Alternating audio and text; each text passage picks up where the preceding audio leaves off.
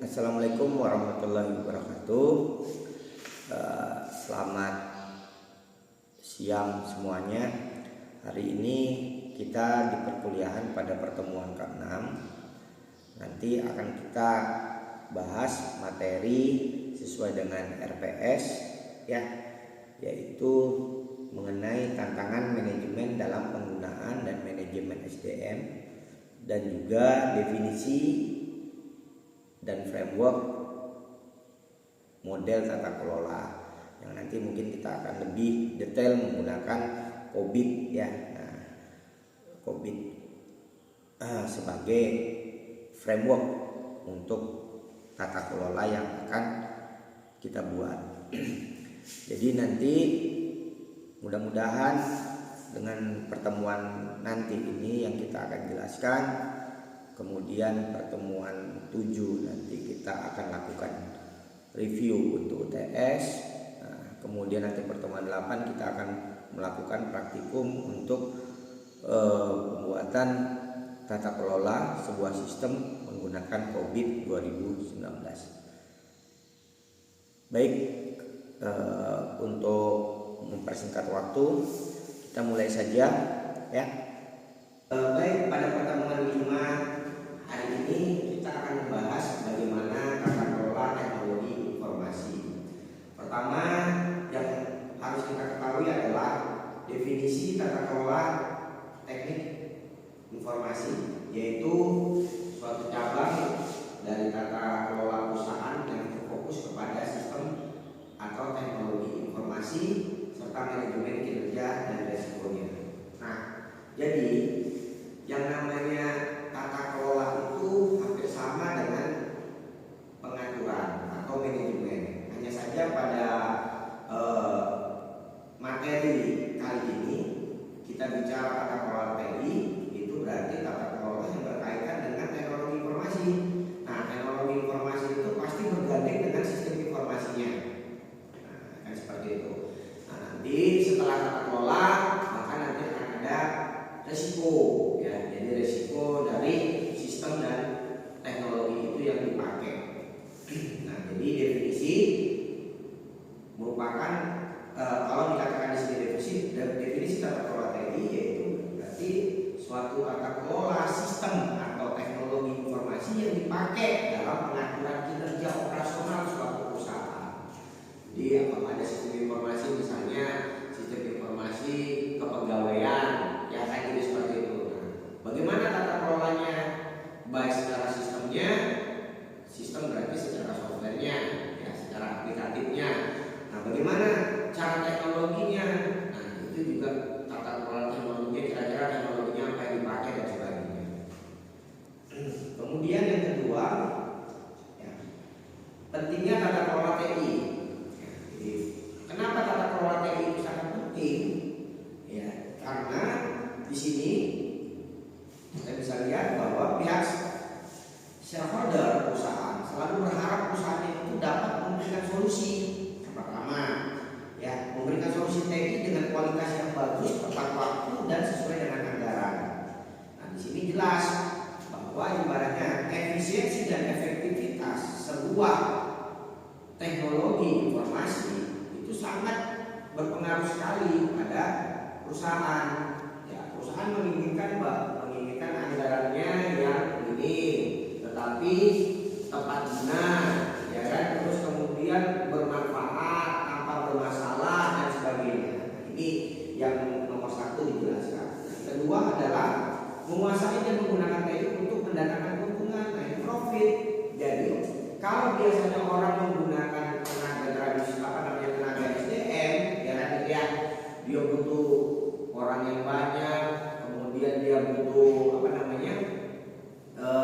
dana juga yang banyak karena gaji ya, terus waktu juga kadang-kadang bermasalah, human errornya juga bisa bermasalah. Nah, ini dengan adanya teknik teknologi informasi atau sistem diharapkan ya kan, diharapkan bisa mendatangkan keuntungan lebih yang misalnya kalau secara operasional itu kadang dibutuhkan sampai 3 hari 4 hari, bisa dilakukan dalam hitungan waktu jam. Nah, ini yang disebut dengan mendatangkan sebuah keuntungan.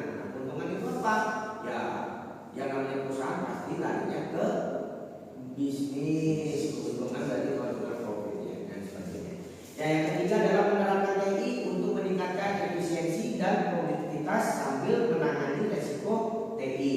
Nah, tadi sudah saya katakan di pertama ya, efisiensi dan produktivitas. Jadi ini tujuannya ya, selain dia mendapatkan keuntungan.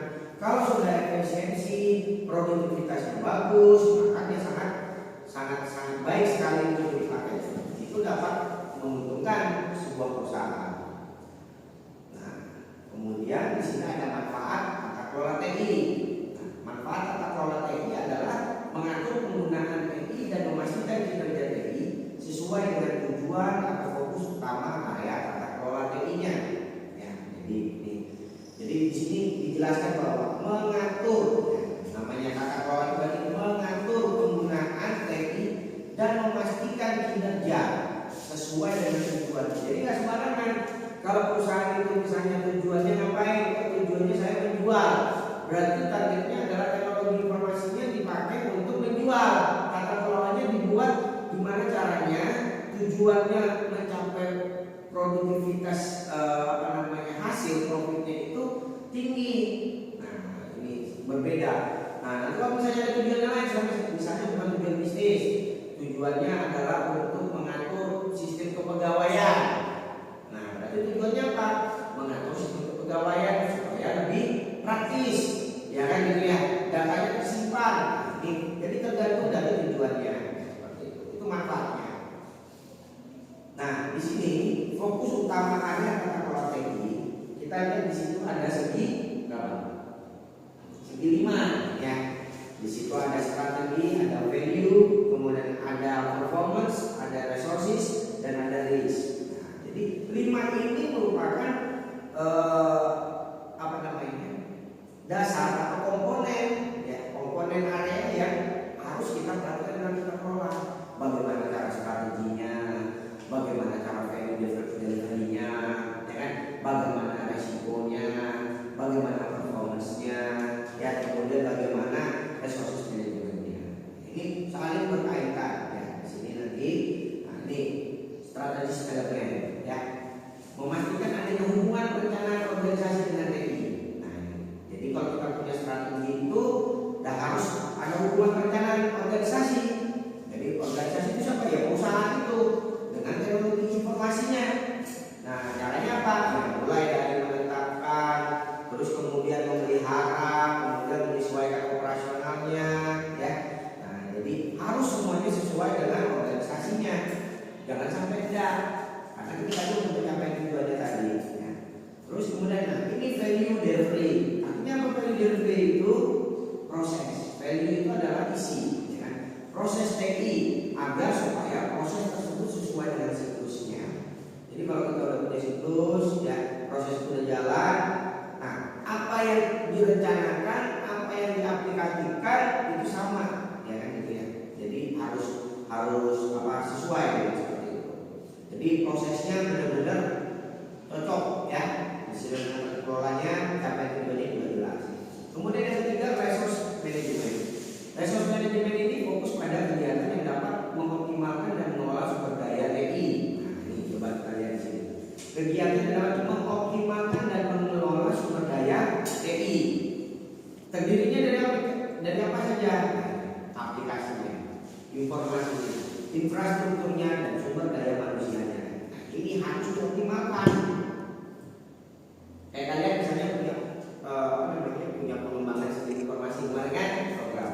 Kamu buat program pengembangan sistem informasi, seperti itu. Nah, berarti aplikasinya itu harus sesuai dengan informasi. Maksudnya informasi apa yang mau disampaikan. Terus kemudian infrastrukturnya bagaimana. Nah, terus kemudian siapa yang pakai, siapa yang dituju, siapa yang punya manfaat, kan jadi seperti itu. Nah, itu yang paling diperhatikan. Terus kemudian yang keempat adalah risiko manajemen. Bagaimanapun setiap sistem, namanya itu buatan manusia, ya, pasti dia ada risiko. Karena tidak ada yang sempurna. Sistem itu tidak ada yang sempurna. Tapi mengoptimalkan saja seperti tadi yang nomor 3 tadi. Ya. Jadi kalaupun ada risiko, baik itu dari SDM-nya, dari infrastrukturnya, ya, dan sebagainya. Nah, ini kita minimalis ya. Jadi bagaimana caranya mengelola risiko itu sehingga minimalis.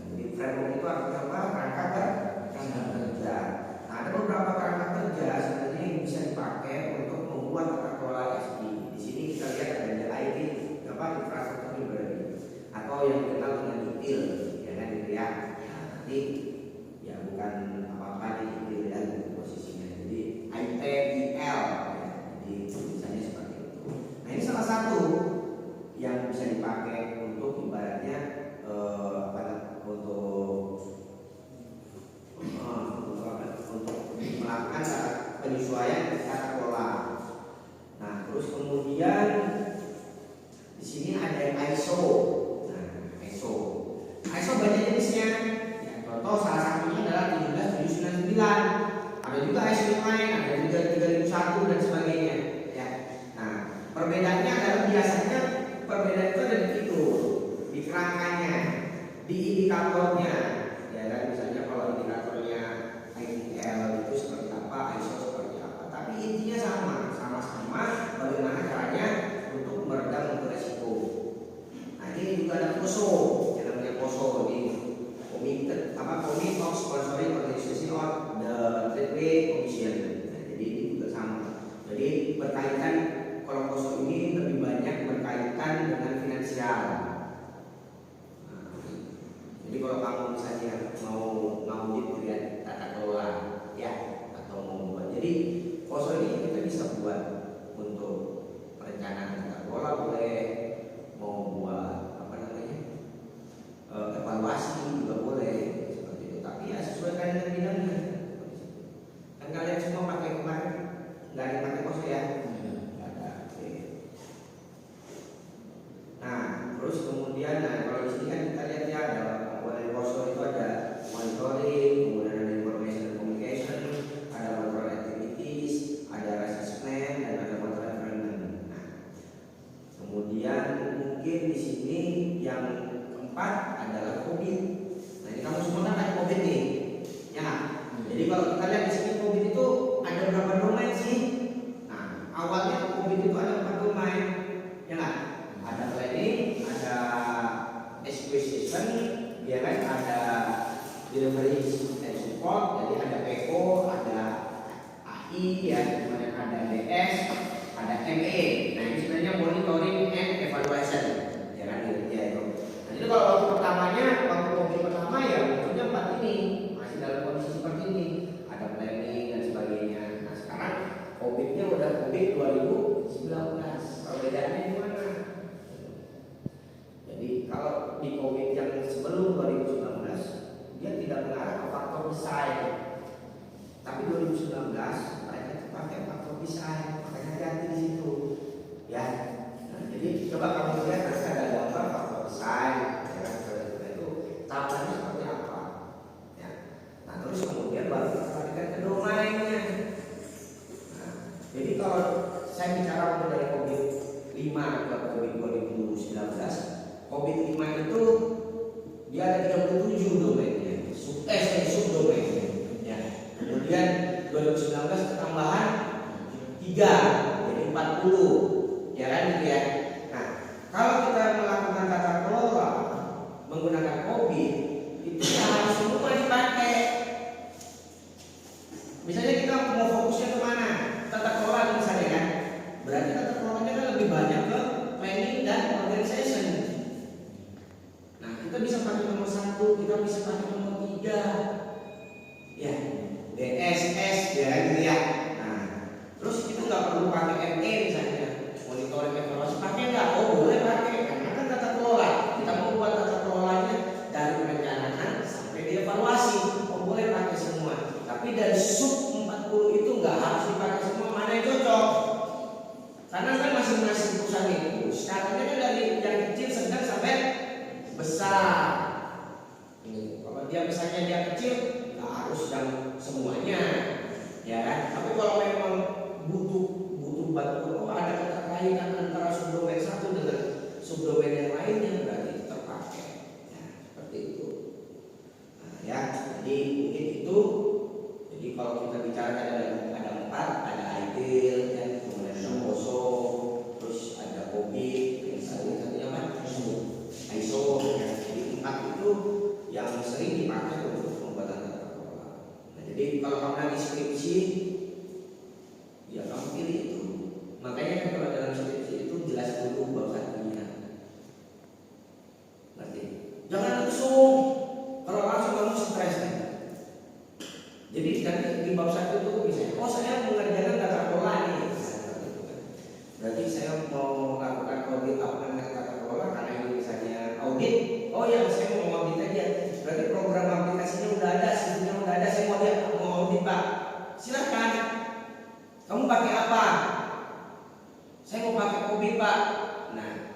Di bab 1-nya harus ada jelas kenapa kamu pakai COVID. Kamu juga jelaskan apa kelebihannya COVID dengan yang lain, dengan posonya, ngerti? Nah, itu bab 1. Jadi jangan langsung main COVID aja, tapi kamu tidak memaparkan bahwa sebenarnya ada temannya COVID yang sebenarnya bisa dipakai. Ya, nah, contohnya saja misalnya di audit juga ada misalnya ada Allegro. Allegro itu dari oktav Allegro, ya kan? Ada oktav saja, ya ada oktav small. Nah, perbedaannya di mana? Perbedaannya dari segi pengguna. Kalau penggunanya di atas 100, kita harus pakai apa? Ya, kalau cuma di bawah di bawah 10 kita pakai apa? Seperti itu. Nah, jadi itu mungkin yang kita bisa pelajari ya. Jadi kalau kita lihat di sini, kemudian ukuran COVID juga punya ukuran yang lainnya ya. Jadi ada critical success factor, nah ini tadi CSF-nya. Kalau di 2019 ada desain, ya. Terus kemudian ada goal indikatornya. Berarti kamu harus punya kan indikatornya kan. Subdomain ini kita akan buat indikatornya apa, ya, dan sebagainya. Sehingga itulah yang akan dijadikan bahan. Jadi orang itu kalau misalnya mau memasak, ya kan, dia mau masak sop, berarti kan dia harus ada daun sop, ada kentang dan sebagainya kan. Nanti daun sop itu buat apa, kentang itu buat apa? Enggak, jangan langsung main tahu-tahu kita rumus, tapi berarti kita masukkan aja, tapi nggak tahu kegunaannya. Beda. Nah, jangannya sepaham ya kan dia. Seperti itu. Oke. Jadi itu mungkin yang bisa kita pelajari hari ini, ya kan, seperti itu. Mungkin dari kalian ada yang bertanya sekarang bertanya, untuk ada pertanyaan. Kayak dengan apa yang dipaparkan Bapak tadi, jelas definisi dan lain sebagainya. Yang ingin kami tanyakan, apa yang terjadi misalkan suatu perusahaan atau korporat itu tidak dilakukan tata kelola teknologi informasi? Ini informasi baik juga. Baik, jadi kembali tadi kalau kita bicara manfaatnya, manfaat tata kelola lagi ya. Nah, kita lihat di sini apa sih sebenarnya manfaatnya tata kelola gitu. Nah, kita lanjut sana dulu.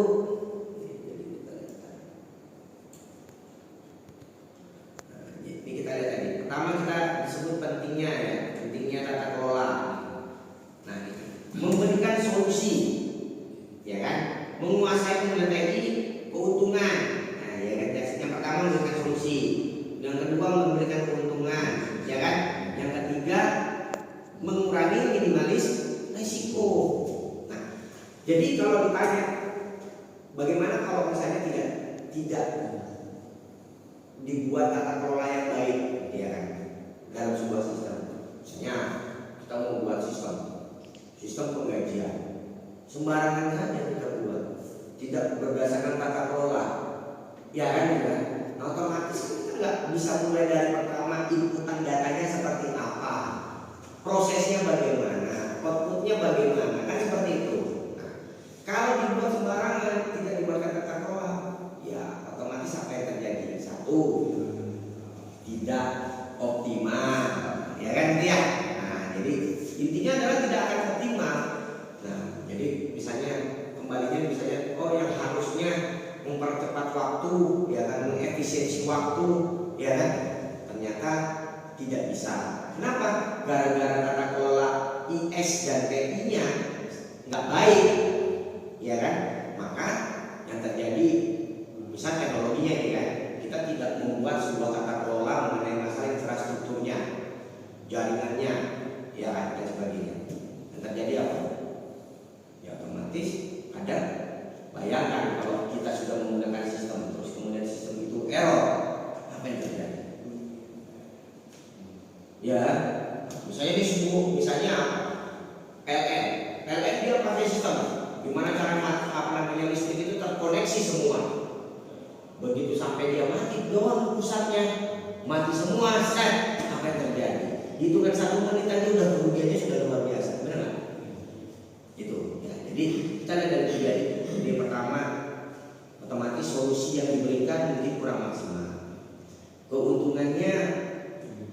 bisa keuntungan bisa rugi kalau misalnya kita salah-salah kan. Terus yang ketiga resiko, ya jelas pasti resiko. Apabila jadi kalau misalnya rugi ini kaitannya dengan keuntungan, bisa juga kaitannya dengan hal benda dan sebagainya, harta dan sebagainya ya kan gitu ya. Aset, nah itu ya. Ini tuh jawabannya satu. Terima kasih. Terima kasih Pak kesempatannya yang telah diberikan. Tadi dibahas panjang juga lebar terkait penelitian menggunakan COVID-5 Pak ya, Iya. atau COVID-19. Kira-kira dalam proses audit tata kelola menggunakan COVID itu seperti apa awal prosedur sampai hasil akhirnya Pak? Mungkin Oke. itu aja. Ya. Terima kasih Pak. Jadi kayak tadi kita bilang ada 4 domain ya. Dari perencanaan planning sampai di monitoring evaluasi. Nah dia kan nanti punya sub-sub. Jadi tata caranya adalah kita cari isu masalahnya dulu. Oh, ya kan masalahnya apa? Oh, masalahnya misalnya kita mau mengevaluasi sebuah tata kelola sistem aplikasi X. Nah, terus kemudian kita menggunakan apa? Kita menggunakan COVID. Ya, oke. Setelah itu kita lakukan COVID. Kita pakai domain dan subdomain apa? Yang pas. Apakah semuanya atau sebagian? Ya kan? Atau hanya beberapa saja? Ya kan gitu ya. Nah, itu. Nah, setelah kita pilih baru mulai kita menyusun sebuah indikator. Indikator ini untuk apa? Untuk melakukan yang namanya FGD. FGD itu artinya apa? Fokus Group Discussion. Orang SI itu bedanya sama orang TI itu adalah kalau orang TI dia kadang nggak perlu FGD. Karena apa? Dia bicara algoritma, dia bicara program, ya kan gitu. Dia nggak perlu FGD. Tapi kalau kita itu basisnya kan SI, berarti ada bisnis, ada data, ada infrastrukturnya, ya kan? Nah, otomatis kita nanya nih kan FGD-nya. Nah, jadi COVID tadi, ya kan? Setelah kita pilih domain, subdomainnya, tentukan indikatornya, buatkan semacam survei, kita lakukan FGD kepada orang-orang yang memang kompeten dan berhubungan dengan penelitian kita, evaluasi kita, ya kan? Ya, otomatis kalau dia sifatnya internal, apakah itu internal eksternal tergantung aplikasinya. Aplikasi itu hanya untuk internal atau dia umum publik eksternal. Kalau dia internal berarti internal saja, kalau eksternal berarti eksternal. Seperti itu. Ya. Nah, terus kemudian setelah wawancara baru kan nanti ikutin ukurannya kan. Akhirnya nanti dari ukurannya misalnya sangat setuju kan pakai skala Likert ya kan gitu ya.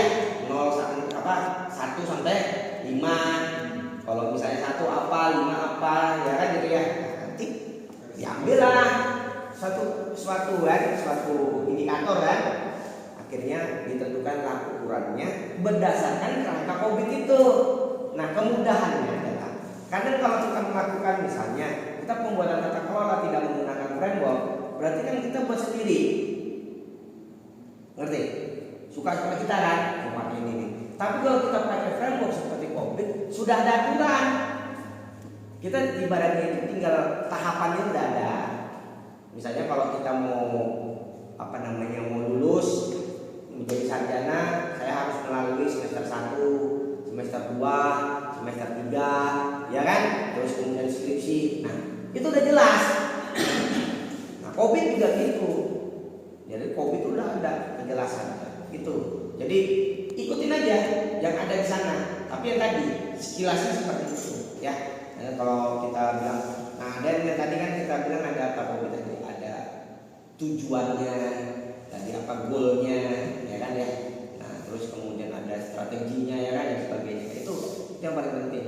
Nah, cuma kamu harus buat COVID bener-bener kan gitu, dasarnya itu. Nah, jangan sampai kamu bicara COVID 2005, COVID 2019 ternyata masih pakai COVID 2000 COVID 4, COVID 3, ya kan COVID.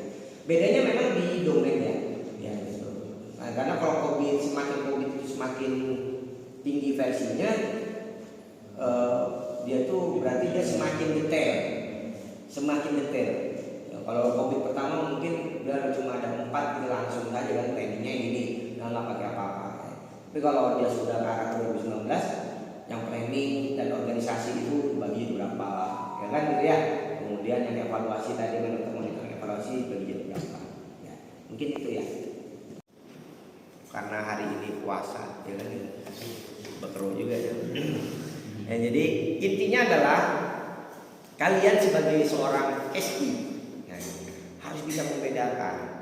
Saya ada di rumpun komputer, tapi saya jurusannya SI. SI itu lebih banyak ke arah apa? Manajerial, pengaturan. Jadi kalau orang SI nggak bisa mengatur sebuah sistem, itu salah. Lebih bagus dia nggak bisa buat sistem, tapi dia bisa merencanakan sistem, mengevaluasi sistem. Tapi dia tidak terlalu sempurna dalam pembuatan sistem. Nah, itu nggak ada masalah. Ya, karena yang membuat sistem itu biasanya orang TI. Ya kan, tapi kita juga nggak boleh nggak ngerti. Nah, ya kan gitu ya. Tetap dasarnya ada, sehingga begitu dia buat, terutama bicara masalah anggaran.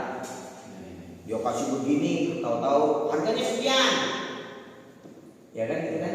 Nah, padahal karena kita keterbatasan ilmu, oh ya sudah setuju, ya kan? Salah. Padahal aplikasinya cuma harganya sekian. Kadang kita juga bodoh, ya kan gitu ya. Sudah ada di Play Store dibuat lagi, ya kan gitu. Nah ini jadi. Atau ibaratnya kok sudah ada di tempat sana diambil. Nah, tanpa dilakukan itu. Karena kita itu sarjana itu ibaratnya apa ya? Sarjana itu kan akademisi. Akademisi itu berarti kita tuh sifatnya mengkaji semua itu sesuai dengan akademik, bukan seperti vokasi. Kalau vokasi itu langsung dia melakukan perbuatan. Nah, kita itu selalu menggunakan nalar. Nah, itu yang kita adu, berarti argumennya harus ada, teoritisnya harus ada. Ya, mungkin itu ya. Jadi pertemuan hari ini saya rasa cukup, ya kan gitu ya. Nanti kita mungkin sambil bimbingan ya, karena kan kalian ada tugas di paper audit. Nah, paper audit, dan saya mudah-mudahan semuanya bisa masuk jurnalnya, nah gitu. Nah, sehingga ada pengalaman dari kamu. Oh, ini loh pembuatan jurnal ya audit seperti ini, dan menambah hasanah keilmuan kalian lah ya, terutama dari segi literatur kalian. Saya ucapkan terima kasih, sampai ketemu kita minggu depan. Nah, silakan nanti kalau misalnya ada diskus yang lain, kita bisa ada, kita pakai pakai kita misalnya LMS-nya kita pakai apa, lupa saya. Adlink ya, nanti pakai Adlink ya. Adlink itu classroom yang dipakai di sini. Nah, nanti kita bisa diskusi sana. Nah, terus kalau kalian mau buat jurnal tadi dan sebagainya, bisa nanti bisa WA saya dan sebagainya. Saya rasa itu, saya ucapkan terima kasih. Assalamualaikum warahmatullahi wabarakatuh.